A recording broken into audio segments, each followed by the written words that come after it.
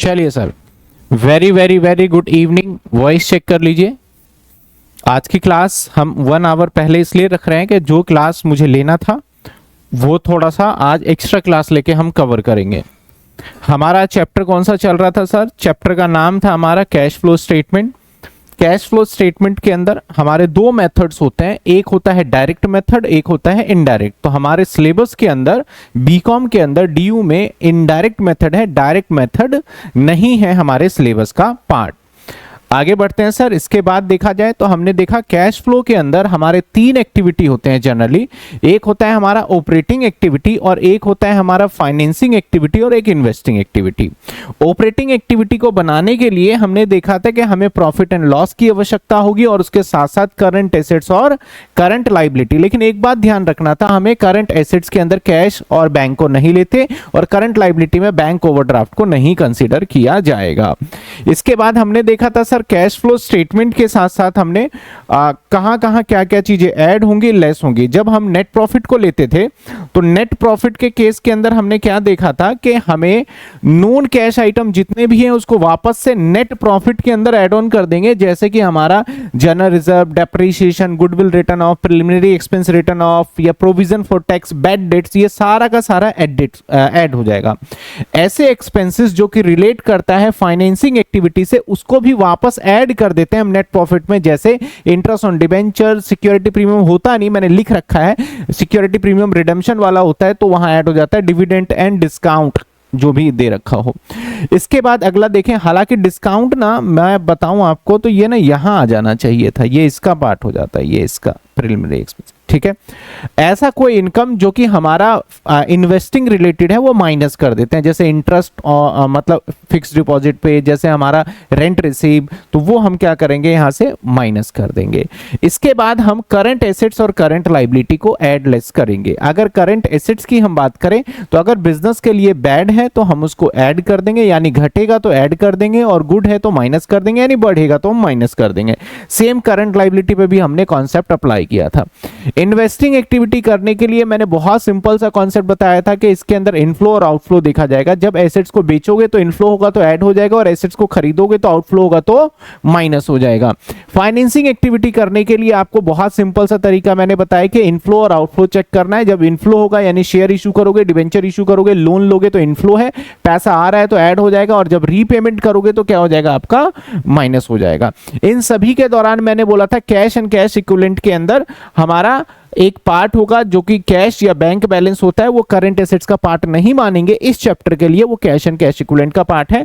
Bank overdraft को नहीं मानेंगे, वो फाइनेंसिंग एक्टिविटी का पार्ट है। नाउ अब इससे आगे बढ़ जाते हैं हम फॉर्मेटिंग की तरफ।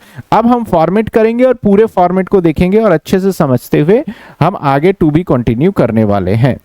तो मैं फॉर्मेट को बनाने से पहले फॉर्मेट को मैं 3 पार्ट में बांट दूंगा। इसको मैं फॉर्मेट हमारा 3 पार्ट में होगा बेसिकली, ये कंटिन्यू रहेगा आगे, ठीक है ना। सबसे टॉप पे लिख रहा हूं मैं कैश फ्लो स्टेटमेंट, ठीक है ना। इस वाले कॉलम में डिटेल, अमाउंट, इस वाले कॉलम में डिटेल,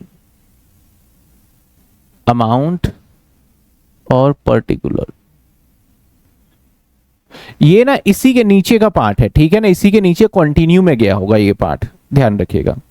हम यहां पे 3 पार्ट करेंगे।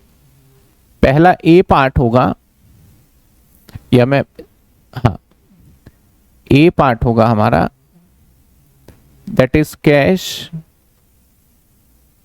Flow from operating activity. And A part सबसे लेंदी होगा हमारा, पूरा पेज ले जाएगा। यहां पे बी पार्ट में लिखने जा रहा हूं, that is cash flow from investing activity. And C part, B part ज्यादा नहीं होता, C part cash flow from financing activity. And last में हमारा आएगा एक और part, that is cash and cash equivalent. ये हम मेन हेडिंग की बात करें तो एक ऑपरेटिंग एक्टिविटी, एक इन्वेस्टिंग, एक फाइनेंसिंग और लास्ट में कैश एंड कैश इक्विवेलेंट। आइए अब हम इसके अंदर देखते हैं। सबसे पहले यहां पे लिखेंगे नेट प्रॉफिट। अब देखो 12th स्टैंडर्ड पे जो आपने कैश फ्लो सीखा था और जो अब मैं सिखाने जा रहा हूं, थोड़ा सा आपको डिफरेंस लग सकता है, क्योंकि 12th स्टैंडर्ड पे आप कैश फ्लो, आप जो होता है बिफोर आफ्टर को आप पहले बिफोर बनाते थे, cash net profit before work, net profit before आपका डिविडेंड और टैक्स को करने के बाद। हम वैसा नहीं करेंगे, हम डायरेक्ट करने वाले यहां पे अप्रोच। यहां सीधा लिखूंगा मैं, जो चीजें हम अलग से करके टाइम वेस्ट करते थे वो नहीं करेंगे। Net profit after tax. यहां पे जो नेट प्रॉफिट लिया मैंने आफ्टर टैक्स ले लिया, और उस डेटा को हम जो भी होगा यहां पुट करेंगे। नेट प्रॉफिट आफ्टर टैक्स ले लिया और जो भी होगा हम यहां पे पुट करेंगे, ठीक है। डिटेल वाले कॉलम में अभी नहीं लिखेंगे। इसके बाद नेट प्रॉफिट के अंदर हम कुछ चीजें ऐड करने जा रहे हैं। जो मैं यहां पे ऐड करूंगा वो मैक्सिमम मैं लेके चलूंगा, इससे ज्यादा होगा नहीं। सबसे पहले मैं ऐड कर देता हूं depreciation, goodwill, written off preliminary expense, written of general reserve, increase interest, provision for tax made, या फिर CY लिख रहा हूं करंट ईयर, इंटरेस्ट पेड। ये सारा का सारा आइटम हमारा यहां ऐड हो जाएगा। Dividend paid. अब लेस की बात कर लेते हैं। यहां पे कुछ चीजों को लेस भी करना पड़ सकता है। लेस क्या क्या करना पड़ेगा sir? Rent receive, dividend receive and etcetera. Profit भी, profit on sale of fix assets. अच्छा, यहां पे एक पॉइंट और ऐड करना है, मैं करना चाहूंगा, और loss on sale of fix assets, loss on sale of fix assets, correct है। आइए, इसके बाद जब हमने इतने चीजों को कर लिया तो एक हेडिंग जनरेट होगा, दैट इज कहेंगे नेट प्रॉफिट। अब जो मेरा नेट प्रॉफिट आने वाला है वो होगा before working capital, capital changes, ठीक है ना। Net profit before working capital changes.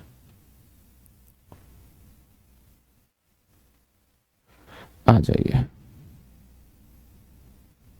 इसके बाद हमारा वर्किंग कैपिटल का पार्ट आएगा। कुछ चीजें ऐड होनी है। ऐड दो चीजें हो जाएगी यहां पे। ऐड इंक्रीज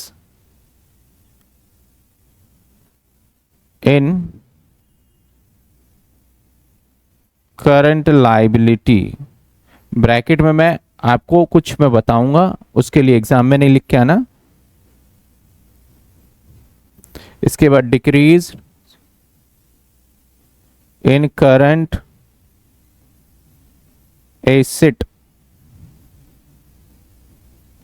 इसके बाद लेस हो जाएंगी कुछ बातें, कुछ चीजें हम लेस कर देंगे,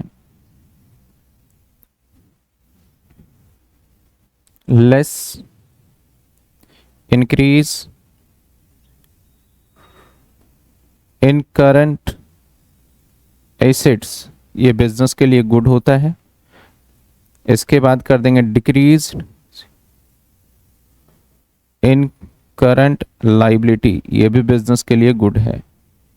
ठीक है, जितनी भी चीजों को मैं एडलेस लिख रहा हूं इसको मैं एक सेपरेट कॉलम में लेके चलूंगा, मतलब बाहर नहीं लिखूंगा, ध्यान देना, मैं सारी चीजें बताऊंगा, अभी पूरा समझाऊंगा भी मैं इसको। ये यहां आ गया, ये यहां आ गया।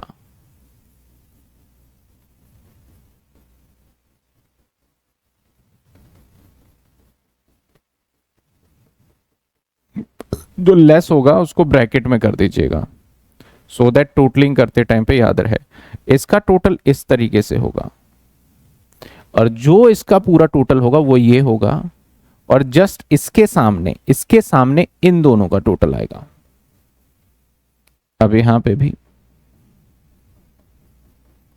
और ये टोटल हमारा minus,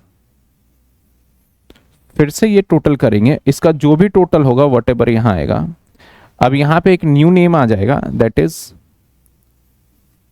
cash generation from operation. ध्यान रखिएगा, कैश जनरेशन फ्रॉम ऑपरेशन। जो ये दिख रहा है इसके सामने इस साइड में आएगा, इसमें से लेस कर देंगे हम income tax paid, that is previous year का भी हो सकता है, वो लेस कर देंगे, और ऐड कर देंगे income tax refund, that is add कर देंगे इन केस हुआ तो। अब जो हमारे पास रिजल्ट आएगा,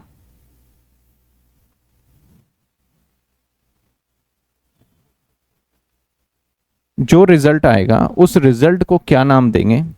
जो रिजल्ट आएगा वो होगा कैश फ्लो, अगर पॉजिटिव आया तो, या फिर यूज्ड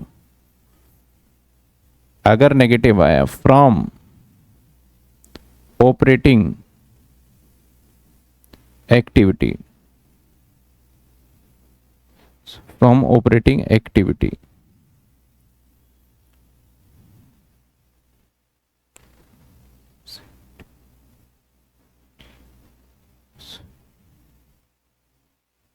फ्रॉम ऑपरेटिंग एक्टिविटी, और ये टोटल यहां आ जाएगा। ये लो हमारा फॉर्मेट है ऑपरेटिंग एक्टिविटी का। हम इस पे न्यूमेरिकल क्वेश्चंस भी देखेंगे, और कितने टाइप के क्वेश्चंस होते हैं ये भी देखेंगे, कि किस टाइप के क्वेश्चंस को किस हिसाब से टेकल करना है, वो सारी बातों पे इस पे फोकस रहेगा। इन्वेस्टिंग एक्टिविटी में एक बार पूरा पहले फॉर्मेट कर दो, फिर मैं पूरा फॉर्मेट समझाऊंगा। इन्वेस्टिंग एक्टिविटी में मैंने कहा था इनफ्लो और आउटफ्लो पे डिपेंड करता है। तो सबसे पहले अगर मैं ऐड की बात करूं तो ऐड क्या क्या होगा? Sale of fix assets. अब आप अभी रिसेंटली एक चैप्टर मैंने बोला फाइनल अकाउंट, तो उसमें के फिक्स एसेट्स में क्या क्या होता है, मशीनरी, बिल्डिंग, जो भी होते हैं, फर्नीचर, ये सारी चीजें। और प्रॉफिट ऑन सेल, एक सेकंड, यहां प्रॉफिट नहीं आएगा, प्रॉफिट नहीं आएगा, वो तो सेल में ही ऐड हो जाता है। रेंट रिसीव्स या डिविडेंड रिसीव, यहां रिसीव वर्ड लगा रहा हूं, एक डिविडेंड पेड भी होता है जो फाइनेंसिंग का पार्ट होता है। और लेस हो जाएगा हमारा एसेट या फिक्स एसेट्स लिख दूं, फिक्स एसेट परचेज, और लेस हो जाएगा गुडविल परचेज या इंक्रीज। ठीक है, गुडविल परचेज या इंक्रीज। इसके साथ साथ प्रिलिमिनरी एक्सपेंस अगर इंक्रीज होगा, तो यहां आ जाएगा। अब जो रिजल्ट हमें मिलेगा दैट इज कैश, या तो मिलेगा फ्लो या फिर मिलेगा used from operating activity, sorry investing activity. आइए अब यहां पे हमारा cash flow for financing activity में आपके कुछ चीजें ऐड हो जानी है। Issue of shares, issue of debenture, इसके ब्रैकेट में इंक्रीज भी लिख सकता हूं, इंक्रीज, और यहां पे भी increase. Loan taken, security premium on issue, ये सारी बातें यहां पे होने वाली है साहब ऐड। लेस हो जाएंगी कुछ बातें, बायबैक ऑफ शेयर,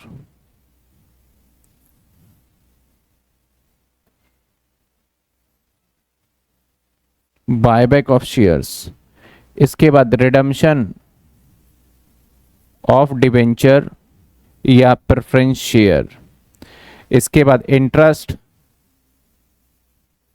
पेड, इसके बाद बैंक ओवरड्राफ्ट, बीओडी लिख दिया मैंने, बैंक ओवरड्राफ्ट डिक्रीज, अगर इंक्रीज हुआ तो वो ऐड हो जाएगा, ठीक है ना। तो ये मैंने कुछ जानकारी, इसके साथ साथ dividend paid, dividend paid, dividend paid.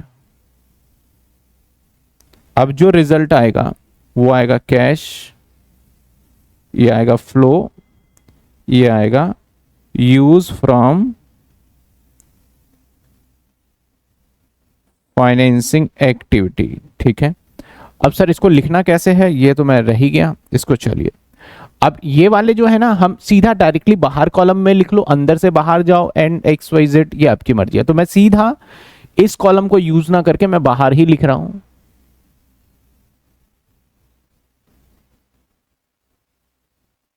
Minus,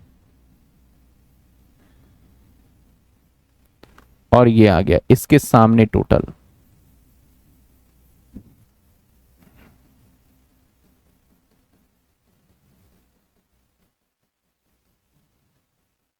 minus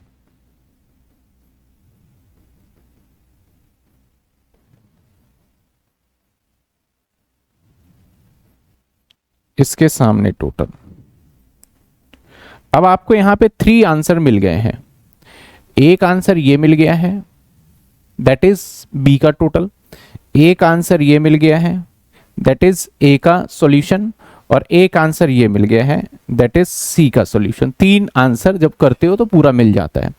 अब हमें अगला स्टेप पे जाना होता है that is cash and cash equivalent में। तो कैश एंड कैश इक्विवेलेंट में जाएंगे तो हम क्या करेंगे, यहां पे अब पहले वाले पार्ट का नाम ए है, तो मैं यहां पे लिख दूंगा ए, और फिर बी, और फिर सी। ए का मतलब है cash flow from operating activity, B का मतलब है cash flow from investing activity, C का मतलब है cash flow from financing activity. इन तीनों को हम क्या करेंगे, इन तीनों को हम सीधा डायरेक्ट यहां कर देंगे, और जो ये हमारा आंसर आया है ना, इस आंसर के अंदर ऐड कर देंगे हम ओपनिंग बैलेंस, किसका, कैश का और बैंक का और मार्केटेबल सिक्योरिटी।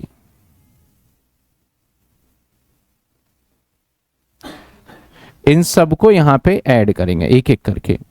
अब जो व्हाइट वाला है, इन तीनों को जो टोटल करेंगे दैट इज ये है हमारा closing balance of cash, closing balance, simple closing balance. तो ये कैश फ्लो स्टेटमेंट का हमारा आंसर माना जाएगा सबसे लास्ट में। आपने 12th क्लास के लेवल पे इसको करा तो जरूर है, लेकिन इतना डिटेल में नहीं पढ़ा जितना अब आपको पढ़ना पड़ेगा, ठीक है ना। इतना डिटेल में नहीं पढ़ा जितना अब आपको पढ़ना पड़ेगा। चलिए अब हम इस फॉर्मेट को एक एक करके समझेंगे कि ये किस तरीके से होगा। हमारा जो क्वेश्चन नंबर टाइप 1 होगा, हमारा जो क्वेश्चन टाइप 1 होगा,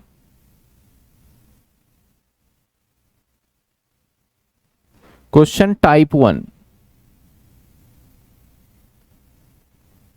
यहां there are 3 type of question, 3 type के क्वेश्चंस होते हैं जो आपको देगा और उसको टेक केयर करना है।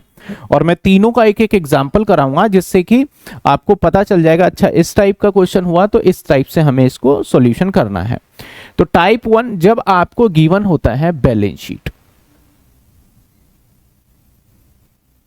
जब आपको क्या गिवन होता है, बैलेंस शीट। तो जब कभी भी सवाल में आपको बैलेंस शीट गिवन होगा तो ऐसे सिचुएशन में आपको 2 साल का डेटा गिवन होगा। बैलेंस शीट वाले टाइप 1 में आपको 2 ईयर का इंफॉर्मेशन गिवन होगा, 2 ईयर का इंफॉर्मेशन गिवन होगा, ठीक है ना।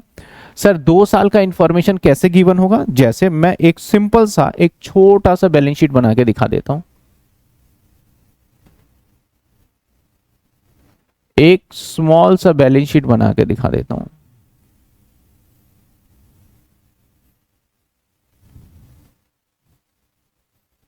अभी अभी बैलेंस शीट बना रहे थे आप, इस चैप्टर को फाइनल अकाउंट के बाद ही मैंने स्टार्ट किया है, तो इसलिए मैं फाइनल अकाउंट का डिस्कस कर रहा हूं।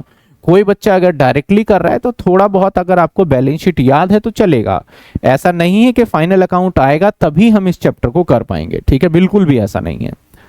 आइए बैलेंस शीट में देखा जाए तो सबसे पहले मैं बैलेंस शीट के अंदर जो हमारा ए पार्ट होता है, इस ए पार्ट का नाम होता है हमारा ए, क्या 1 पार्ट होता है हमारा 1 जो पार्ट होता है इसको क्या बोलते हैं हम, इक्विटी एंड लायबिलिटी बोलते हैं, है ना। और इसके अंदर फिर ए पार्ट आता है, that is shareholder fund. A नहीं, आपका 1 नंबर आता है, ये नंबर भी बड़े ध्यान से ही लिखना पड़ता है। इसके अंदर ए पार्ट आता है, दैट इज शेयर कैपिटल। इसके अंदर बी पार्ट आता है, that is reserve and surplus. सोन चलता रहेगा, आपको याद आ रहा है। तो रिजर्व एंड सरप्लस के अंदर ही आपका नेट प्रॉफिट होता है। अब मान लेते हैं ये हमें गिवन है 2010, और 2010 क्यों लिखूं भाई, 2026 और 2027 गिवन है, मान लेते हैं 2026 और 2027। यहां पे हमें गिवन है 5000 और यहां गिवन है हमें 6000। तो अब जो हमें इस क्वेश्चंस के अंदर यहां पे नेट प्रॉफिट मैंने लिखा है, तो सबसे पहले नेट प्रॉफिट वो होगा जो बैलेंस शीट के अंदर होता है, उसकी मैं बात कर रहा हूं। नेट प्रॉफिट वो होगा जो बैलेंस शीट के अंदर है, उसकी बात कर रहा हूं। सर बोर्ड में विजुअल नॉट प्रॉपरली, एक बार देखना बोर्ड पे दिख रहा है नहीं दिख रहा। बिल्कुल 12 से एडजस्टमेंट ज्यादा है, 12 से कॉन्सेप्ट भी ज्यादा है। मतलब ये नहीं कह सकते कि 12th का कुछ नहीं है, 12th का है लेकिन उससे एडवांस भी है। दिख रहा है नहीं दिख रहा, दिख रहा है क्लियर, दिखाना है क्यों, विजिबिलिटी है। बट अगर आपके यहां पे ऑप्शन होता है 720p, तो आप वो कर दें तो हाँ दिख रहा है, मैं देख पा रहा हूं, तो दिख रहा है। आप वहां पे ऑप्शन है, सेटिंग में जाएंगे और सेटिंग में जाने के बाद यहां पे ये टाइप कर देंगे तो हो जाएगा, ठीक है ना। चलिए क्लियर है, यहां तक समझ में आया। तो मैं अब पहले एक एक पॉइंट समझाऊंगा, भले ही मुझे 2 घंटे लग जाए, मैं एक एक पॉइंट को समझा के चलूंगा, ठीक है ना। कैसे आएगा, फिर इससे रिलेटेड क्वेश्चंस करेंगे हम। तो आइए, सबसे पहले मैंने नेट प्रॉफिट बताया, ये हमारा बैलेंस शीट है, बैलेंस शीट है। इस बैलेंस शीट में मैंने प्रॉफिट लिखा 5000 और 6000। तो जो यहां पे नेट प्रॉफिट आप लिख रहे हो, यहां पे इस जगह पे, ये सर कौन सा नेट प्रॉफिट होता है? तो नेट प्रॉफिट हमेशा इस केस के अंदर, हमेशा जब 2 ईयर का इंफॉर्मेशन होगा तो हमेशा हम क्या लेंगे, डिफरेंस अमाउंट। कौन सा अमाउंट लेंगे? तो अगर 5,000 और 6,000 ऐसे देता है बैलेंस शीट में, तो आपको कितना लेना होगा यहाँ पे डिफरेंस लोगे। यानी यहाँ पे मैं अगर आपको जनरली लिख दूं, पहला एग्जांपल लिख ही देता हूं, 1,000 रुपए लूंगा। कितने लूंगा मैं? 1,000। इसके कुछ डिफरेंट मैं एग्जांपल लेता जा रहा हूं, आप मुझे बताइएगा क्या होगा। चलिए मान लीजिए कि ये प्रॉफिट होता 5,000 और 4,000 होता, तब क्या लेते हैं बताइए? 5,000 और 4,000 होता, तब क्या लेते हैं? ये 4 के जगह पे आप बोल दोगे, मैं 2 कर देता हूं इसको, ठीक है। 5,000 और 2,000, इसका मतलब है पहले मैं 5,000 कमाया करता था, अब 2,000 कमा रहा हूं। तो ऐसे सिचुएशन में अब डिफरेंस आएगा 3,000, बिल्कुल सही। लेकिन जो डिफरेंस 3,000 होगा वो 3,000 पॉजिटिव नहीं होगा, वो 3,000 क्या लोगे अब आप? 3,000 नेगेटिव लोगे। 3,000 क्या लोगे आप? नेगेटिव लोगे। अब ऐसे सिचुएशन में केस नंबर 2 में 3,000 क्या लोगे आप? इस तरीके से ब्रैकेट लगा दोगे, दैट इज नेगेटिव आ जाएगा, ठीक है। चलो एक और एग्जांपल देखो, अगर होता हमारा 5,000 और माइनस का 2,000, 5,000 और माइनस का 2,000, अब बताइए क्या लेंगे? पहले 5,000 मुनाफा था, अब माइनस का 2,000 है, अब बताइए क्या लेंगे? 5,000 और माइनस का 2,000। तो सर यहां पे जवाब है 5,000 और माइनस का 2,000। इसका मतलब 5,000 आप प्रॉफिट में थे, उसको तो नुकसान कर ही लिया और 2 और कर लिया, तो अल्टीमेटली नुकसान 7,000 है। तो इसका आंसर होगा, इसका आंसर होगा 7,000 रुपए माइनस का लिया जाएगा। इसका आंसर क्या होगा? 7,000 माइनस का। अच्छा एक और एग्जांपल देखिए, माइनस का 2,000 और माइनस का 1,000, अब क्या लेंगे बताइए? माइनस का 2,000 और माइनस का 1,000, अब क्या लेंगे बताइए? माइनस 2,000 और माइनस 1,000,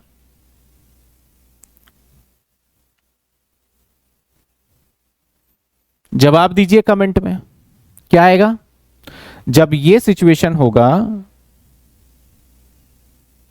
आ जाओ, क्या होगा सर? इस सिचुएशन में होगा प्लस का 1,000। क्या होगा हमारा? प्लस का 1,000। -2 और 1,000, 3,000 नहीं रोहित, हम ऐसे सोचो, आप वो मैथमेटिक्स वाला कॉन्सेप्ट छोड़ दो के माइनस प्लस, वो आप ऐसे सोचो, पहले आप 2,000 के नुकसान में थे, अब आप 1,000 के नुकसान में हो। तो अगर आपके पास 2,000 का नुकसान था और आप बोल रहे हो अब 1,000 का नुकसान है, तो 1,000 तो आपने कमाए होंगे ना प्रॉफिट। तो हम तो यहां प्रॉफिट लिखने की बात कर रहे हैं, तो यहां पे 1,000 प्लस में होगा।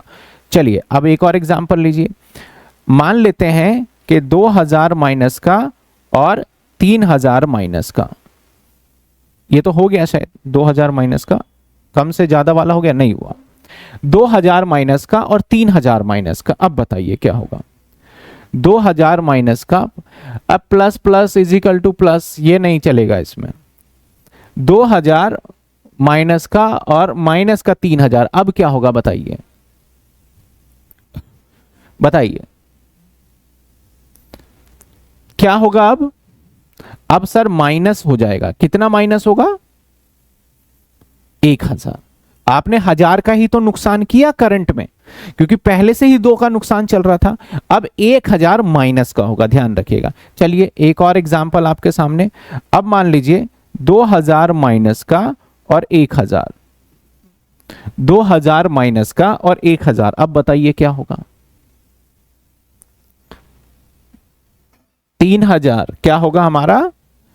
3,000, और 3,000 किस चीज का होगा? ये प्लस का, पॉजिटिव का। तो ये मैंने काफी कॉम्बिनेशन बनाए, ऐसे सवाल हो सकते हैं जिसमें minus plus, plus minus, minus, तो उसका जवाब ऐसे देना है।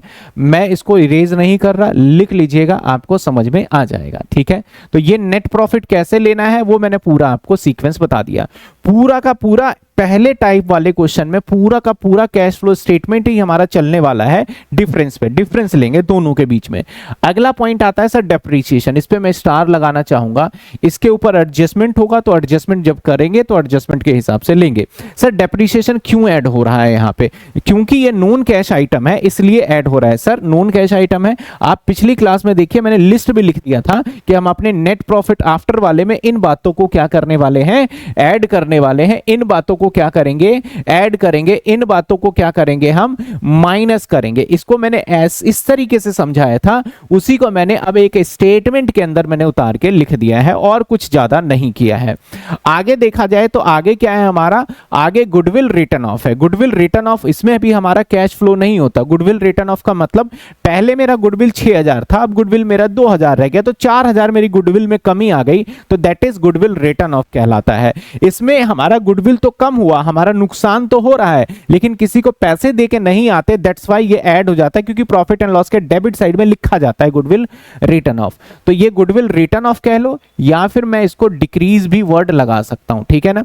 Preliminary expense, same kind of goodwill एक प्रिलिमिनरी एक्सपेंस होता है। आपने अगर डिबेंचर वाला चैप्टर करा हो तो वहां पे मैंने समझाया था कि प्रिलिमिनरी एक्सपेंस क्या होता है। बिजनेस को स्टार्ट करने से पहले किए गए खर्चे को क्या बोलते हैं हम, प्रिलिमिनरी एक्सपेंस। ऐसे खर्चे अगर कम हो रहे होते हैं तो इसका मतलब हम उसको P&L में दिखा रहे हैं, तो इसमें पैसा देना नहीं होता। और अगर बढ़ रहा होता है तो ये इन्वेस्टिंग का पार्ट होता है। तो ये दोनों पार्ट में कुछ ऐसा नेचर है कि अगर ये बात करें डिक्रीज, रिटर्न ऑफ का मतलब क्या होता है, डिक्रीज।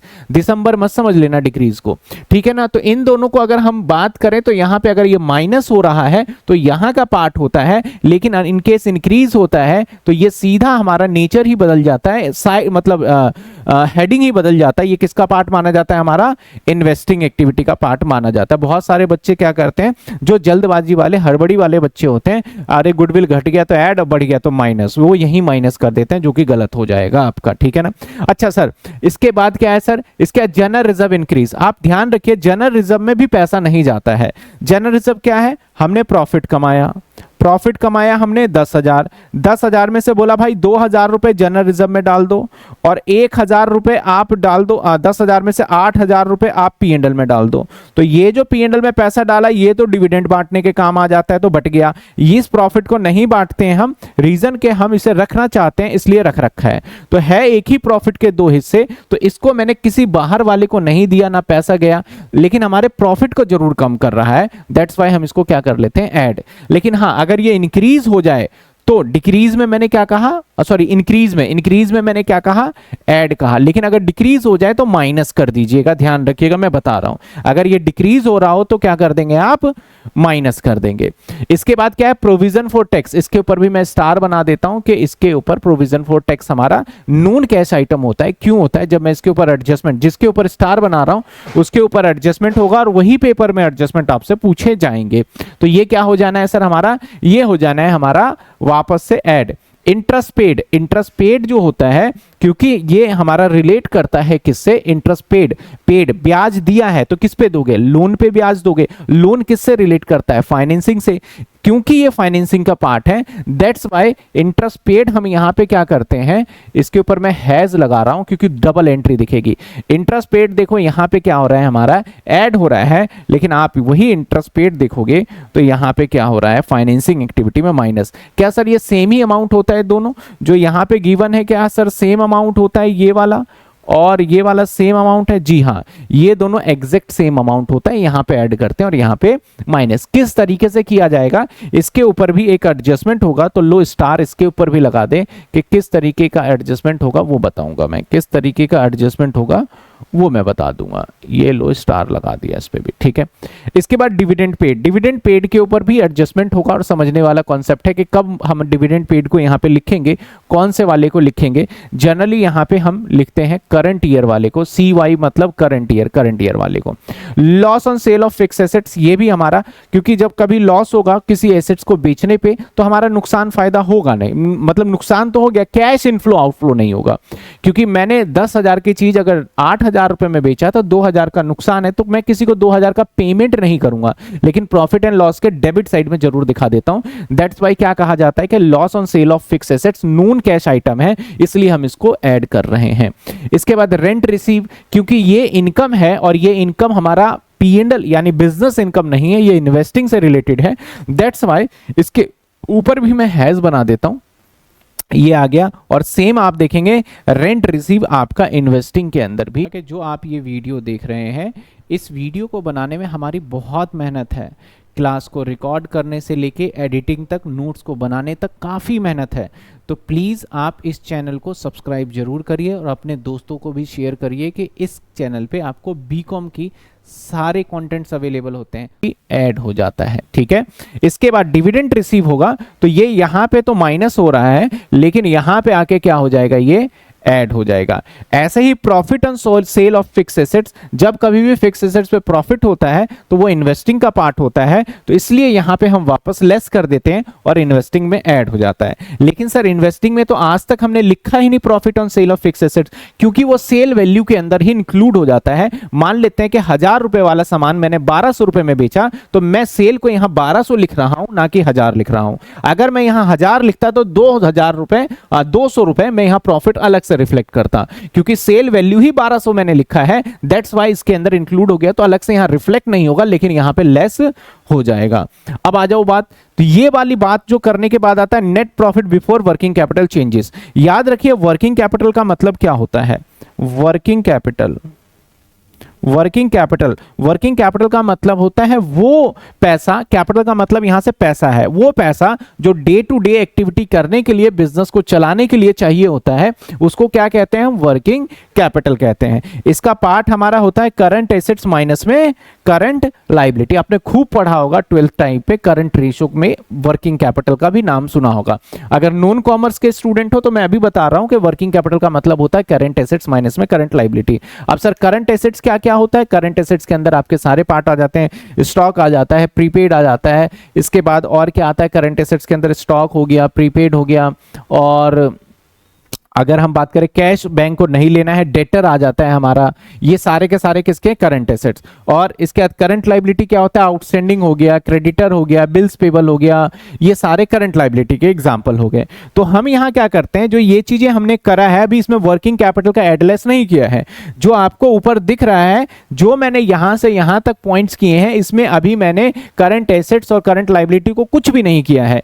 इसके बाद अब मैं करने वाला हूं, तो ये जो हमारा प्रॉफिट जनरेट हुआ, इन सभी को करने के बाद जो ये प्रॉफिट जनरेट कर पाया हूं, अभी मैंने क्योंकि करंट एसेट्स करंट लायबिलिटी का कुछ नहीं किया, इसलिए मैंने नाम दिया नेट प्रॉफिट। अभी जो आ रहा है इस प्रॉफिट के अंदर, जो ये दे रखा है, इस प्रॉफिट के अंदर अभी वर्किंग कैपिटल यानी करंट एसेट्स और करंट लायबिलिटी को एडजस्टमेंट नहीं किया है। एडजस्टमेंट नहीं करने का मतलब है ना ही ऐड किया है ना ही लेस किया है। अब इस हेडिंग के बाद हम उस वर्किंग कैपिटल को लेने वाले हैं।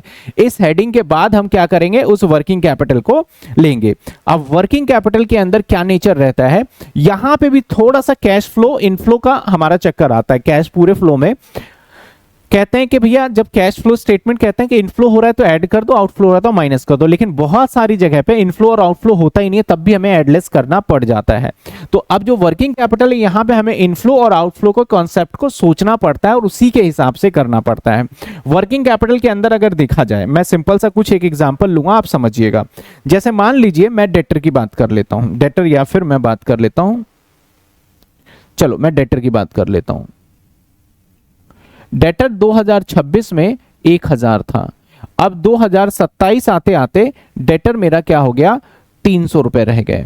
डेटर 1,000 से कितने रह गए, 300। तो मेरा डेटर क्या होता है, करंट एसेट्स होता है। तो क्या मेरा डेटर घट रहा है या नहीं घट रहा, घट रहा है डेटर। और करंट एसेट्स का घटना, जनरली हमारे दिमाग में एक थॉट होता है कि एसेट्स का घटना बेकार है यार, एसेट्स का घटना क्या है, हमारा बेकार है। बिजनेस के लिए तो एसेट्स तो होनी ही चाहिए। तो सेम इसी तरीके से मैंने इसको एक बैड का कॉन्सेप्ट दिया है। तो आप ध्यान लगाइए, जब डेटर घट रहा होगा 1000 से 300 होने का रीजन दो ही हो सकते हैं, या तो पैसा डूब गया मेरा या पैसा मिल गया मुझे, दो ही होगा।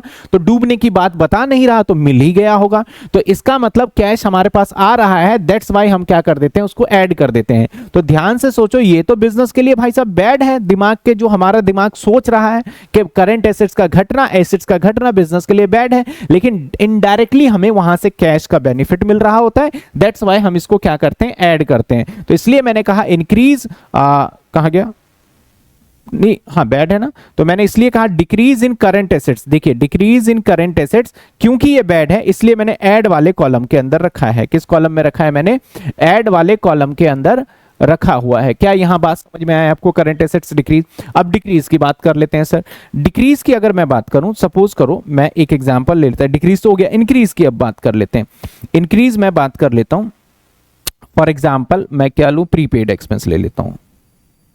मान लो 1000 था, अब 1300 रुपए हो गया, तो इसका मायने क्या है, प्रीपेड एक्सपेंस का कैसे बोलते हो आप prepaid expense. Sir prepaid expense वो एक्सपेंस होता है जिसका के हम एडवांस में पेमेंट कर देते हैं। अब पेमेंट की बात आ गई तो इसका मतलब क्या होगा, वो आउटफ्लो होगा सर। तो आउटफ्लो हो रहा है, तो अगर मैं 1000 से 1300 हो रहा है तो इसका मतलब 300 और मैंने पेड किया होगा, तभी तो 1300 बना हमारा, है कि नहीं। 300 मैंने और पेड किया होगा तभी तो 1300 बना। तो इसका मतलब भैया मेरा एसेट्स तो बढ़ रहा है, ये मेरे लिए बिजनेस के लिए क्या है, गुड है। लेकिन हम कैश फ्लो के हिसाब से सोचे तो भैया गुड होते हुए भी हमारे पास से आउटफ्लो है, तो इसको क्या हो जाना चाहिए, माइनस हो जाना चाहिए। दैट्स व्हाई आप यहां पे देखो मैंने लेस के कैटेगरी में रखा हुआ है कि अगर इंक्रीज होता है करंट एसेट्स तो क्या कर देंगे, हम इसको माइनस कर देंगे। पहले ये दोनों बात समझ में आया, गुड और बैड इसी हिसाब से मैंने अपने नाम दे दिया, कहीं किताब में नहीं लिखा हुआ है, आप भूल जाते हो कई बार, तो ऐसे याद रखना। गुड मैंने बोला एसेट्स बढ़ गया तो आपके दिमाग में आता है गुड है तो माइनस होगा, इसका जो भी डिफरेंस होगा। एसेट्स घट गया तो बिजनेस के लिए बेकार है यानी बैड है, तो क्या कर दोगे, इसको प्लस कर दोगे। इस कॉन्सेप्ट को लेके चलेंगे, मैं लिख भी देता हूं कि जब भी इस टाइप का करोगे तो आपके लिए अगर क्या होगा, अगर आपके लिए गुड है करंट एसेट्स या फिर करंट लायबिलिटी तो आप माइनस कर दीजिएगा, और अगर आपके लिए बैड है तो करंट एसेट्स करंट लायबिलिटी तो क्या कर दीजिएगा, प्लस कर दीजिएगा। ये तो मैंने करंट एसेट्स क्यों माइनस और प्लस हो रहा है ये बता दिया। अब आ जाते हैं करंट लायबिलिटी की बात करते हैं। देखो करंट लायबिलिटी में सपोज करो मैं बात कर लूं क्रेडिटर, क्रेडिटर 1000 से मान लेते हैं 300 हो गया। क्यों हुआ भाई 1000 से 300, क्रेडिटर घटने का रीजन क्या है, दो ही रीजन हो सकता है, क्रेडिटर भाग गया, पैसे ही नहीं मांग रहा इसलिए घट गया, या मैंने उसके पैसे दे दिए तो घट गया। तो जब मैं बात कर रहा हूं कि मैंने पैसे दे दिए हैं तो मेरा आउटफ्लो नहीं हो गया ये, तो और क्रेडिटर लायबिलिटी होता है, और लायबिलिटी का घटना तो बोलते बहुत बढ़िया बात है, कंपनी के अंदर लायबिलिटी खत्म हो रहा है तो गुड है। और गुड के केस में लायबिलिटी में आपको पेमेंट करना पड़ रहा है, तो गुड के केस में मैंने क्या बोला भाई, गुड के केस में सिंपल कॉन्सेप्ट मैंने रखा, माइनस कर दो। तो यहां पे भी देखो क्रेडिटर अगर आपका डिक्रीज हो रहा है तो यहां क्या कर दिया, माइनस कर दिया। क्या ये बात समझ में आई आपको, क्या बात समझ में आई। डिविडेंड पेड करंट ईयर और प्रीवियस ईयर, करंट ईयर का रहेगा, प्रीवियस ईयर का हम बात करेंगे कहां पे माइनस होता है वो देखेंगे, ठीक है पीयूष। अभी करंट ईयर ही लिखा है, प्रीवियस ईयर नहीं है, अभी करंट,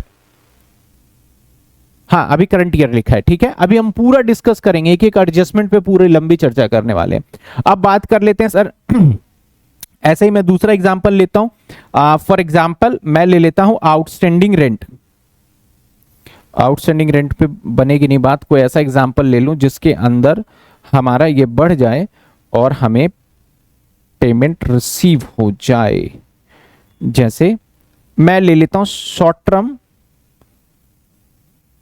बैंक से लिया गया लोन ले लेता हूं, हालांकि ये इसका पार्ट नहीं है, समझाने के लिए लोन ले लिया मैंने 1000 और ये हो गया 1300, तो लायबिलिटी हमारी बढ़ गई कम समय के लिए। मान लेते हैं कि मैंने 15 महीने नहीं, मैंने 8 महीने के लिए एक लोन लिया, तो वो तो करंट लायबिलिटी का ही पार्ट हो गया भाई, शॉर्ट टर्म हो गया ना, क्रेडिटर शॉर्ट टर्म बोरोइंग का पार्ट हो गया एक तरीके से। अब 1000 से 1300 हुआ, क्यों हुआ भाई 1000 से 1300, पैसे मिले होंगे, आपने लिए होंगे, तो एक्स्ट्रा 300 रुपए इनफ्लो हुआ ना आपके पास, और करंट लायबिलिटी इंक्रीज यानी बिजनेस के लिए क्या है, बैड है, तो आपने क्या करा, इसलिए इसको ऐड कर दिया। इन सभी को जब कर लेते हैं तो एक वर्ड यहां पे लिखा है दैट इज इज ऑपरेशन। कई बच्चे यहाँ पे कुछ भी लिख देते हैं, लिख दिया। ये वर्ड क्या है? ऑपरेशन। ऑपरेशन का मतलब क्या होता है? आपने नेट प्रॉफिट के अंदर काफी सारी चीजों को माइनस प्लस करने के बाद एक निचोड़ निकाल लिया, दैट इज कॉल्ड ऑपरेशन। इसको ऑपरेशन भी बोला जाता है। तो जब आप पहला हेडिंग देखेंगे तो क्या है हमारा? Working capital changes. उसके बाद क्या आ जाएगा? Cash generation. कैश जनरेट कर दिया कहां से? ऑपरेशन से। इसके अंदर इनकम टैक्स पेड अगर है तो माइनस करिएगा, प्रीवियस ईयर भी लिखा है, और आपका अगर इनकम टैक्स रिफंड है तो प्लस करिएगा। इसके अंदर, इस फॉर्मेट के अंदर दो तीन बातें मैंने जानबूझ के नहीं लिखा, क्योंकि उसको समझाऊंगा जब क्वेश्चन के बीच में आएगा। जैसे एक्स्ट्रा ऑर्डिनरी आइटम कई बार पूछा जाएगा, वो मैंने इसके अंदर नहीं लिखा है फॉर्मेट में, जब आएगा तो उसके अकॉर्डिंग करेंगे। जब क्वेश्चंस करेंगे ना तो हो सकता है एक दो पॉइंट यहां ना लिखा और वो वहां पे मैं समझाऊंगा, ठीक है ना। तो ये हो गया sir. Cash flow from investing activity, simple सा फंडा है यहां पे। आउटफ्लो, आउटफ्लो है तो माइनस और इनफ्लो है तो प्लस। इसका सिंपल सा फंडा चलता है। ऑपरेटिंग एक्टिविटी में ये नहीं चलता इनफ्लो और आउटफ्लो वाला पार्ट, यहां पे चल रहा है और इसके ऊपर नहीं चल रहा है ये वाली बात। और लेकिन इन्वेस्टिंग एक्टिविटी में पूरा पूरा प्योरली यही चलता है, इनफ्लो और आउटफ्लो। आप देखिए जब सेल ऑफ फिक्स एसेट्स करेंगे, अपना एसेट्स गए और मार्केट में बेच दिया तो आपके पास पैसा आएगा, इनफ्लो इसलिए ऐड हो रहा है। इसके बाद रेंट रिसीव किया आपने तो इनफ्लो हो रहा है, ऐड होगा। इसके बाद डिविडेंड रिसीव किया है आपने, इनफ्लो हो रहा है, ऐड होगा। अगर आपने एसेट्स को खरीद लिया है, मार्केट गए और एसेट्स को खरीद लिया तो पैसे दे के आओगे तो आउटफ्लो है, तो क्या होगा हमारा यहां पे? माइनस हो जाएगा। गुडविल परचेज कर लिया तो माइनस होगा, प्रिलिमिनरी एक्सपेंस कर लिया तो माइनस हो जाएगा। सेम अगर मैं इस एक्टिविटी की बात करूं तो यहां पे भी वही फंडा चलता है हमारा। इनफ्लो होगा तो आपको प्लस करना होगा और आउटफ्लो होगा तो माइनस। कुछ बच्चों के माइंड में आ रहा होगा सर इनफ्लो और आउटफ्लो क्या है? पैसे जब हमें रिसीव कर रहे होते हैं, किस रीजन से है ये नहीं मैटर करता। जब पैसे हमारे बिजनेस के अंदर आ रहा होता है तो उसको इनफ्लो कहा जाता है, और बिजनेस के बाहर जा रहा होता है तो उसे क्या बोलते हैं? हम आउटफ्लो बोलते हैं। जैसे कि मैंने एसेट्स खरीदा तो खरीदते टाइम पे आपका पैसा जाएगा, एसेट्स तो पास आएगा लेकिन कैश तो जाएगा ना, तो इसलिए हम उसको आउटफ्लो कैटेगरी में रखते हैं। ऐसे इशू ऑफ शेयर्स, आपने नए शेयर इशू किए तो जब मैं शेयर इशू करूंगा एज एन कंपनी तो मेरे पास पैसे रिसीव होंगे, तो उस केस में मैं कहां रखूंगा? ऐड में। इशू ऑफ डिबेंचर करूंगा तब भी पैसे आएंगे तो कहां रखूंगा? ऐड में। लोन टेकन होगा तो उस केस में फिर पैसे आएंगे तो ऐड में। सिक्योरिटी प्रीमियम ऑन इशू करोगे तो यानी 10 का शेयर 12 में बेचोगे, 2 रुपए आपके ही पास आएंगे तो ऐड में। और अगर आप बाय बैक यानी शेयर्स को वापस पैसे लौटाओगे तो उस केस के अंदर माइनस में। रिडेम्पशन और प्रेफरेंस शेयर माइनस में अगर आप पैसे लौटाओगे। इंटरेस्ट पेड, आपका बैंक ओवरड्राफ्ट और डिविडेंड पेड ये। इसके बाद आ जाता है कैश एंड कैश इक्विवेलेंट, जो कि जब मैं क्वेश्चन करूंगा तो आपको समझ में आएगा ये सारी के सारी बातें। क्या यहां तक फॉर्मेट मैंने बताया है? अगर मेरे अभी तक के बताए फॉर्मेट में आपको 30% भी समझ में आ गया तो आप बहुत अपने आप को लकी समझो कि चैप्टर समझ में आ रहा है। 100% वाला तो सुपर लकी है एक तरीके से, उसको तो पूरा ही आ रहा है। तो मैं 30% वाले बच्चे भी सोचे कि आपको चैप्टर समझ में आ रहा है, कहीं ऐसा ना सोचे यार मुझे थोड़ा तो कम आ रहा है, इतना सारा फॉर्मेट कैसे याद रखूंगा। तो वो आप अगर ये सारे थॉट लाओगे तो फिर नहीं आएगा समझ में आपको। क्लियर है आपको? यहां तक हमने देखा। अब इसी पूरे को हमने बताया कैसे करना। एक क्वेश्चन देख लेते हैं, उस क्वेश्चंस को इसी के अंदर पुट कर लेते हैं और क्वेश्चन करने का तरीका देखेंगे। पहला पैटर्न हमारा है बैलेंस शीट वाला, दूसरा पैटर्न कौन सा होगा वो भी हम देखेंगे। तो एक क्वेश्चन आइए देखिए और एक फॉर्मेट बनाएंगे। ये क्वेश्चन हमारे सामने सिंपल क्वेश्चन है, इसमें कोई एडजस्टमेंट नहीं रखा मैंने, और बहुत सिंपल तरीके से मैं इसको करके दिखाऊंगा। ठीक है, इस क्वेश्चन को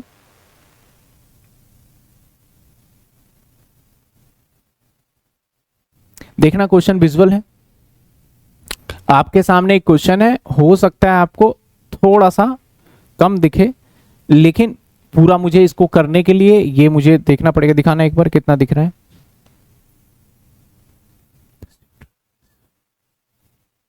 कह रहे हैं this chapter is favourite in 12th class. चलो बहुत अच्छी बात है, जिसका जो चैप्टर 12th में फेवरेट है तो यहां बोनस मिलेगा उसको। बोनस क्या मिलेगा? जल्दी समझ में आ जाएगा। चलिए सबसे पहले हम लिख लेते हैं यहां cash flow from operating activities. Cash flow from operating activity.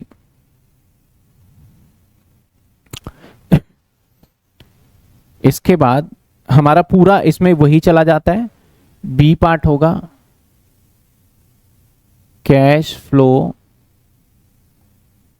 From investing activity, and there is C part, cash flow from financing activity. ठीक है, और इसके बाद अब देखो लाइन, कुछ बच्चों को रहता है कि सर कितने लाइन में क्या करना नहीं करना। पहले से ही इतने क्वेश्चंस करने के बाद मैं एक लाइन टेंटेटिव बता रहा हूं, उतने में फिक्स हो जाता है, तो सवाल मैं पढ़ा ही नहीं मैंने, पहले हमें फॉर्मेट बना लेना है इसको करने के लिए। ठीक है ना, इसके बाद मैं यहां से 10 लाइनें छोड़ूंगा और लिखूंगा net profit, net profit before working capital.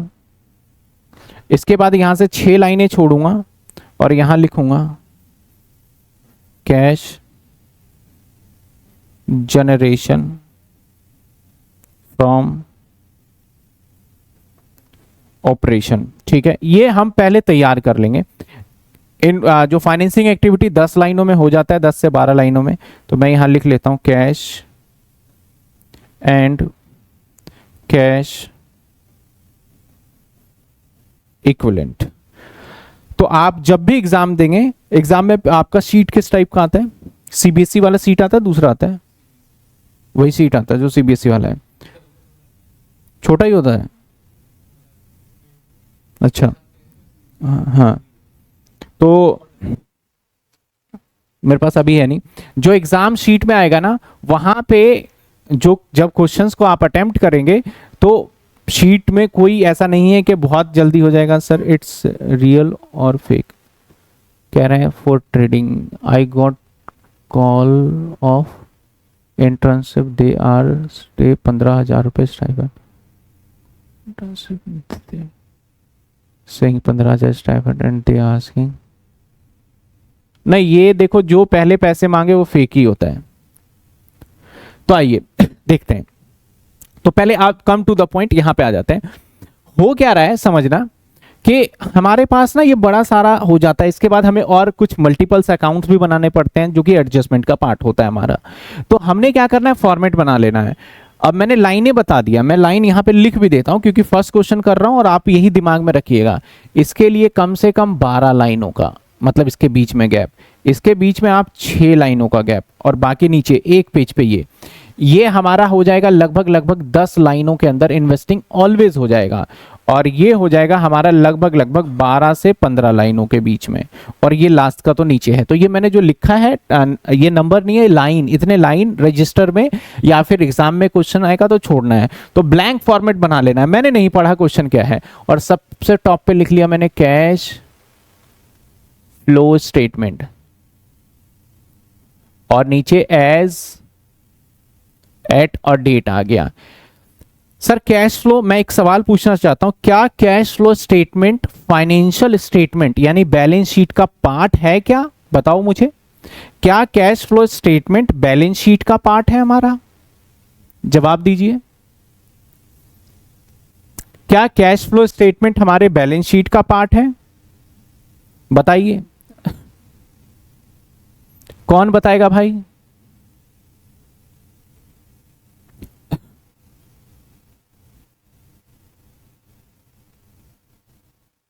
जवाब है yes. Financial statement include, definition जब आप पढ़ोगे ना, आपने अगर आगे फर्दर ऑडिट पढ़ोगे तो वहां पे समझ में आएगा। Financial statement include profit and loss, balance sheet, आपका cash flow statement, change in equity और नोट्स टू अकाउंट्स। ये सारे के सारे ये बैलेंस शीट का पार्ट माना जाता है, और ये बैलेंस शीट का ही एक मतलब हिस्सा माना जाता है डेफिनेशन के अकॉर्डिंग, हमारे इनकम कंपनीज एक्ट के डेफिनेशन के अकॉर्डिंग। ठीक है, अब फॉर्मेट बना लिया। बहुत सारे बच्चे क्या करते हैं, पहले बनाएंगे ऑपरेटिंग एक्टिविटी, फिर बनाएंगे इन्वेस्टिंग, फिर बनाएंगे फाइनेंसिंग। ना भाई नहीं, मैं तो ऐसे नहीं करूंगा। जो स्टाइल मैं फॉलो कर रहा हूं, आपका क्वेश्चन जल्दी हो जाएगा, यकीन करिएगा। 1 से 2 बार ट्राई मेरे वाले स्टाइल से कर लीजिएगा, क्योंकि आप पहले से भी थोड़ा बहुत सीख के आए हो, तो एक बार आप अपने वाले से करिएगा तो आपको खुद रियलाइज हो जाएगा। तो सबसे पहले मैं क्या करूंगा, ऊपर से पढ़ता जाऊंगा, जैसे जैसे इंफॉर्मेशन है वैसे वैसे मैं करता जाऊंगा। सबसे पहले 2 साल का डेटा गिवन है 2025 और 2024। अब ये बड़ा कंफ्यूज होता है, हमारा जनरली आदत होता है यहां से यहां जाने का, लेकिन यहां पे हमें जाना पड़ेगा यहां से यहां, डेटा इन्होंने एग्जामिनर ने उल्टा दे दिया है। तो ऐसे सिचुएशन में सबसे पहले शेयर कैपिटल है। शेयर कैपिटल कहां का पार्ट होता है जल्दी बताओ, ऑपरेटिंग का, इन्वेस्टिंग का, फाइनेंसिंग का? शेयर कैपिटल कहां का पार्ट होगा सर? शेयर कैपिटल कहां का पार्ट होगा सर? शेयर कैपिटल होगा हमारा पार्ट फाइनेंसिंग का। तो 2 लाख से 2.5 लाख हुआ, बढ़ गया, तो फाइनेंसिंग एक्टिविटी में सीधा लिखूंगा मैं इशू ऑफ शेयर्स 50,000, सीधा 50,000। मुझे मतलब ही नहीं है भाई कि आगे क्या होगा नहीं होगा, मैं सीधा सीधा चलते जाऊंगा। इसके बाद आ जाओ प्रॉफिट, 82 से 183 हो गया, यानी 1,01,000 रुपए से हमारा प्रॉफिट बढ़ गया। तो ये तो हमारा आ जाएगा सीधा सीधा यहां पे नेट प्रॉफिट। Net profit 1,01,000। आगे आ जाते हैं करंट लाइबिलिटी के अंदर लॉन्ग टर्म बोरिंग। मैं इसको इंटरेस्ट को हटा रहा हूं, यहां पे है नहीं मेरे एग्जांपल में, वो आ गया यहां पे, तो कोई बात नहीं, डिबेंचर दे रखा है। तो 50,000 से 80,000 हो गया मेरे भाई डिबेंचर। तो 50,000 से 80,000 हो गया, तो ये किसका पार्ट है? फाइनेंसिंग का, और बढ़ रहा है डिबेंचर, तो ये आ जाएगा हमारा इशू ऑफ डिबेंचर फाइनेंसिंग में। और कितने रुपए आ जाएंगे? 30,000 आ जाएंगे, ठीक है। Trade payable, trade payable current liability. Current liability किसका पार्ट होता है हमारा? बिफोर वर्किंग कैपिटल चेंजेस का। तो ट्रेड पेबल देखो 1,10 से 1.5 लाख हो गया। सबसे पहले ट्रेड पेबल है क्या? Current liability. करंट लाइबिलिटी बढ़ रहा है घट रहा है? बढ़ रहा है। यार लाइबिलिटी का बढ़ना तो बिजनेस के लिए ठीक नहीं है, बैड है। तो कितने से बढ़ गया भाई साहब? 40,000 से। तो बैड है, तो हमने क्या सीखा है? हम कर देंगे ऐड। बैड मतलब ऐड, तो इंक्रीज इन ट्रेड पेबल। कितने? 40,000 यहां लिखेंगे। ऑपरेटिंग के अंदर तो पहले अंदर कॉलम में फिर बाहर में जाते हैं, बाकी डायरेक्टली सब में बाहर लिख देंगे हम। इसके बाद लिखता है हमें अदर करंट लाइबिलिटी। हमें नहीं पता भाई क्या अदर करंट लाइबिलिटी है, ये घट गया 20,000 से कितना हो गया? 12,000। तो ये बिजनेस के लिए क्या है? गुड है बैड है? 20,000 से क्या हो गया? 12,000। तो बिजनेस के लिए बैड है, गुड है या बैड है? तो बोलोगे सर ये तो बिजनेस के लिए गुड है ना, कि लाइबिलिटी पहले 20,000 थी, अब हो गई हमारी कितनी? 12,000 रुपए, तो घट गई, तो बिजनेस के लिए गुड है। तो क्या करना चाहिए हमें? अदर करंट लाइबिलिटी माइनस कितने रुपए से? 8,000। ये नेगेटिव का है, ठीक है। आ जाओ आगे। सर ये टोटल का कोई काम नहीं होता कभी भी, कैश फ्लो स्टेटमेंट में कोई काम नहीं, कहीं इसका भी डिफरेंस लेके कहीं लिखने की सोचो आप। इसके बाद आ जाते हैं प्रॉपर्टी प्लांट एंड इक्विपमेंट। अब देखिए ये यहाँ पे क्या हो रहा है? बढ़ रहा है। प्रॉपर्टी प्लांट एंड इक्विपमेंट में आप देखेंगे बढ़ रहा है, तो इंक्रीज होना प्रॉपर्टी प्लांट एंड इक्विपमेंट का माना जाता है कि आपने खरीदा होगा तभी तो बढ़ेगा। और ये प्रॉपर्टी प्लांट एंड इक्विपमेंट किसका पार्ट होता है सर? इन्वेस्टिंग का पार्ट होता है। किसका पार्ट होता है हमारा? इन्वेस्टिंग का पार्ट होता है। तो भाई ये आ जाओ property plant and equipment purchase. कितने रुपए का परचेज किया, इसका डिफरेंस ले लेते हैं। भाई 274 माइनस 1,17,000 यानी 157। तो 157 माइनस का, समझ में आया यहां तक? इसके बाद हम आगे बढ़ते जाएंगे। नॉन करंट इन्वेस्टमेंट आ गया। नॉन करंट इन्वेस्टमेंट भी इसी का पार्ट है। 55 से 68 हो गया, यानी ये भी बढ़ गया, तो इसी का पार्ट होता है हमारा नॉन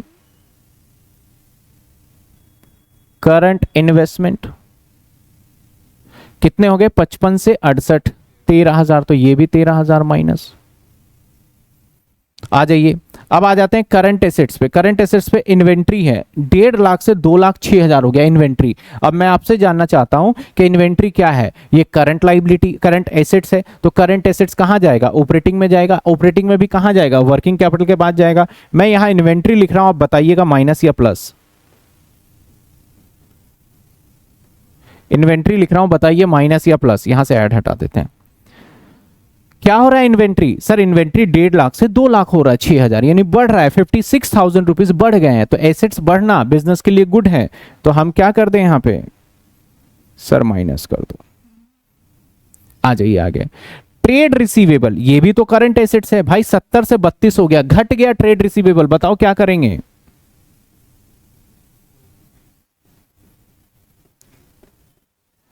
क्या करेंगे, प्लस। ट्रेड रिसीवेबल एसेट्स है, और एसेट्स का घटना बिजनेस के लिए दिमाग से सोचना है थोड़ा सा बैड है, मतलब एसेट्स घट रहा है, खराब है ये, तो इसलिए क्या कर दिया हमने, ऐड कर दिया। इसके बाद लास्ट में लिखता है कैश एंड कैश इक्विवेलेंट, हमारा कैश एंड कैश इक्विवेलेंट। तो कैश एंड कैश इक्विवेलेंट में हम पहले ए पार्ट ले लेंगे, बी पार्ट ले लेंगे एंड सी पार्ट ले लेंगे, और यहां प्लस कर देंगे ओपनिंग बैलेंस कैश, जो कि हमें दे रहा है सवाल में ओपनिंग बैलेंस। ओपनिंग बैलेंस कौन सा माना जाएगा, पुराने वाले साल का, 2024 का। तो मेरे सवाल में 2024 का दिया जा रहा है 4,62,000। समझ में आई बात आपको? मैंने पूरा का पूरा सवाल यहां पे पुट कर दिया। मैंने कहीं भी ऐसा कभी भी नहीं सोचा कि मैं यार पहले ऑपरेटिंग कर लेता हूं, मैंने कहीं भी ऐसा नहीं सोचा यार मैं पहले इन्वेस्टिंग कर लेता हूं, फाइनेंसिंग कर लेता हूं, ऐसा कभी सोचा ही नहीं।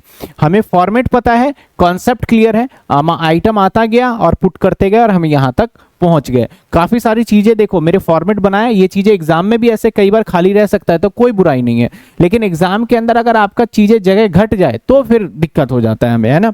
तो आइए अब फटाफट से हम टोटल करेंगे। तो यहां पे तो कुछ आने लायक था ही नहीं, तो इसका जो टोटल होगा इसके सामने लिखोगे इसका टोटल। ऐसा नहीं कि आपने क्या करा, यहां जगह देखा यही टोटल मार दिया, ये गलत हो जाएगा आपका।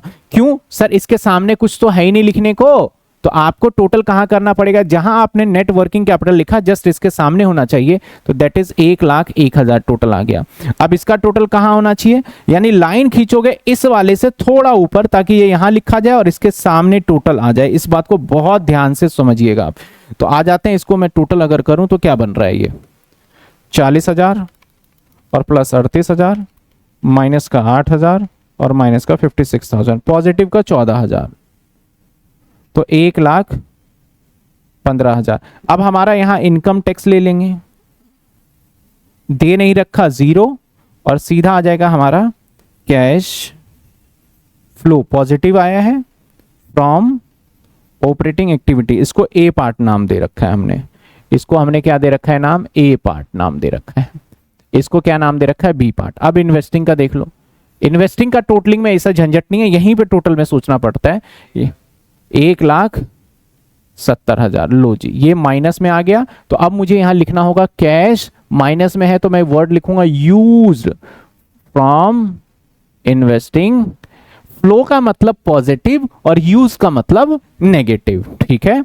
चलिए अब यहां पे मैं टोटल कर लूंगा, बहुत सिंपल सा टोटल हो जाना है। तो यहां पे 50 और 30 80,000, ये पॉजिटिव आ गया, तो ये होगा कैश फ्लो फ्रॉम कौन सा activity, investing activity, financing activity, ठीक है। अब ए का आंसर ले लो, ए का आंसर ले लो मेरे भाई। यहां पे मैं इसी कॉलम में बाहर ही लिख लेता हूं सीधा सीधा ना। ए का आंसर है हमारा 1,15,000 और बी का आंसर है हमारा माइनस का 170 और सी का आंसर है 80,000। अब इन तीनों को टोटल कर लो, इन तीनों को टोटल कर लो, 1,15,000 प्लस 80,000 प्लस 4,62,000 और माइनस 1,70,000, ये आ गया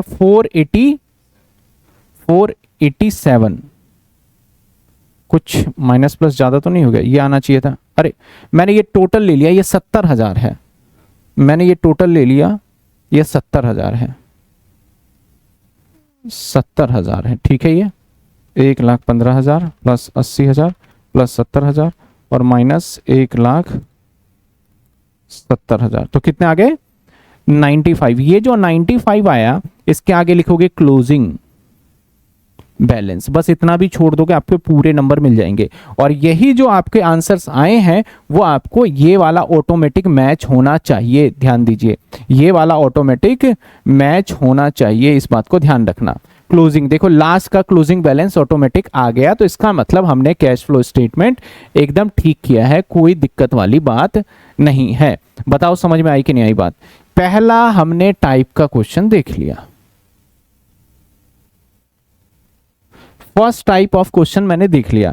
किसी को इसमें दिक्कत है सर ये कैसे कर दिया, यहां पे कैसे अमाउंट आ गया, तो डेफिनेटली आप पूछिए, फिर मैं आगे बढ़ूंगा। बिल्कुल, मैं क्लास के अंदर कोई भी क्वेश्चन छोड़ता ही नहीं हूँ, बुक के सारे क्वेश्चंस करा देता हूँ, पीवाईक्यू करा देता हूँ। जो बच्चा पूरी क्लास सिर्फ मेरी क्लास को कर लेता है, उसमें मतलब ही नहीं है कि उससे बाहर आ जाए। ठीक है, मैं एक्सपेक्ट कर रहा था कि ज्यादा टाइम लगेगा, बट एक्सपेक्टेशन से थोड़ा कम टाइम लगा, कोई बात नहीं।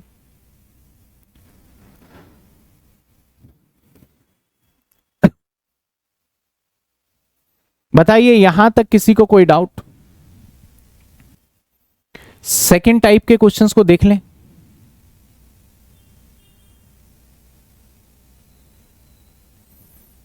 मेरे पास बुक नहीं है। यहां तक किसी को डाउट है? सेकंड और थर्ड टाइप मैं कल करवाऊंगा। कल कब करवाऊंगा सेकंड और थर्ड टाइप? मॉर्निंग। कल है कॉलेज क्या? कल सैटरडे है। हाँ? है कॉलेज कल सैटरडे को? तो सैटरडे संडे ऑफ नहीं होता?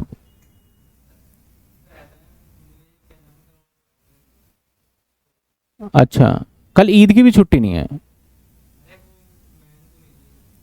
नहीं नहीं, ईद की छुट्टी है कि नहीं है कल? ईद तो वैसे बोलते हैं छुट्टी पड़ती। आपका आपका क्या ईद का छुट्टी कॉलेज बंद नहीं है? तो कल तो छुट्टी है ना फिर एक से। कल 10 बजे रखते हैं, ठीक है ना? कल 10 बजे क्लास रख लें कंटिन्यू। बताइए कोई दिक्कत है तो बताइए। कल सुबह 10 बजे मैं 2 क्वेश्चंस और लगा लूंगा। कल 3 टाइप के क्वेश्चन तीनों टाइप कर लेंगे, उसके बाद एडजस्टमेंट को भी देखेंगे। कल 10 बजे जल्दी जल्दी बता दीजिए मुझे कमेंट के अंदर कि किसी बच्चे को कोई प्रॉब्लम है या नहीं है।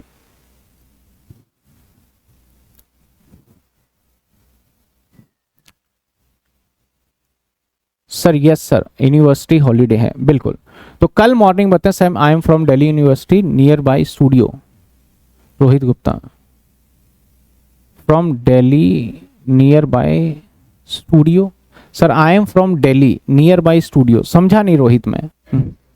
अच्छा, आप एड्रेस के आसपास ही रहते हो, बहुत अच्छी बात है, मिलेंगे फिर। ठीक है, तो आप ना आज का होमवर्क आप एक बात ध्यान रख लीजिए, जो मैं बोल रहा हूं इसी को। आपने एक क्वेश्चन मेरे से ऑनलाइन चैट में अभी पूछा कि सर क्या हम अगर ये कर लें तो पास हो जाओगे? तो लेकिन साथ के साथ आज का आपका होमवर्क क्या है, पूरा फॉर्मेट बड़े ईमानदारी से नोट करना और बहुत समझ के नोट करना। अगर लाइव क्लास लिया है तो no need to repeat video देखने की जरूरत नहीं है। पीडीएफ से या वीडियो को पॉज करके आप नोट करिए फॉर्मेट को। जहां लगता है कि सर ने यहां क्या बताया था वहां देखिए 4-5 मिनट। पूरी वीडियो देखने की जरूरत नहीं है। काफी बच्चे पूरी वीडियो फिर से देखते हैं। मेरे भाई, अगर एक चीज को आपको समझ में आ गया तो 10 बार देखने से वो बदलने वाला नहीं है। आप बेटर है कि एक ही बार में बेस्ट तरीके से देखिए आप, ठीक है? पहली बात। दूसरी बात, जो मैंने ये क्वेश्चंस कराया है, एक बार जो मैंने कराया है वो पूरा नोट करिएगा। उसके बाद फिर बिना देखे इसी क्वेश्चंस को करिएगा, तब आने वाले टाइम में आपकी इस चैप्टर की जर्नी बड़े आसान हो जाएगी। तो इसको आप करके चलेंगे। Current year previous year, Piyush dividend के ऊपर पूरा टॉपिक अभी जो मैंने लिखा है वो करंट ईयर का, प्रीवियस ईयर का करंट ईयर वाला होता है। जो मैंने लिखा हुआ है प्रीवियस ईयर का फाइनेंसिंग में माइनस होता है, लेकिन कब होता है नहीं होता है कल तक का इंतजार करिए। कल मैं इनकम टैक्स और डिविडेंड दोनों कॉन्सेप्ट को क्लियर कर दूंगा मैं। ठीक है, गुड नाइट, टेक केयर, मिलते हैं हम अगली क्लास में।